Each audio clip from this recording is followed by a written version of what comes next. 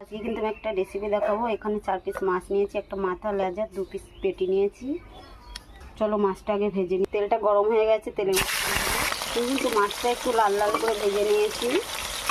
আর এখানে আমি উচ্ছে আর আলু কেটে নিয়েছি। উচ্ছেটা কিন্তু একটু লম্বা লম্বা করে কেটে নিয়েছি। এটা দিয়ে কিন্তু মাছটা রান্না করবো, গরমের জন্য এটা পারফেক্ট আছে। এবার উচ্ছেটা আমি লাল লাল করে ভাজা করে নিই। অল্প একটু হলুদ দিয়ে দেবো। আমার কিন্তু উচ্ছেটা ভাজা হয়ে গেছে, এবার নামিয়ে নেব। ওই তেলে আমি কয়েকটা জিরে দিয়ে দেবো। এবার আমি যে আলুটা কেটেছি, আলুটা ভাজা করব। এবার আলুটা দিয়ে দেবো।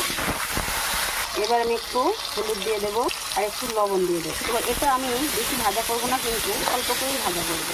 এর মধ্যে একটু আদা বাটা, একটু জিরে বাটা আর একটু লঙ্কা বাটা। এবার আমি কষাতে থাকবো। এটা কষানো হয়ে গেছে, ঝোলটা ফুটে গেছে। এবার উচ্ছে কটা দিয়ে দেবো। এবার মাছ কটাও এর মধ্যে দিয়ে দেবো, খানিক সময় ফুটবে। হয়ে গেছে, এবার মশলা দিয়ে লাগিয়ে নেব। ভিডিওটি যদি ভালো লাগে লাইক কমেন্ট করে পাশে থেকে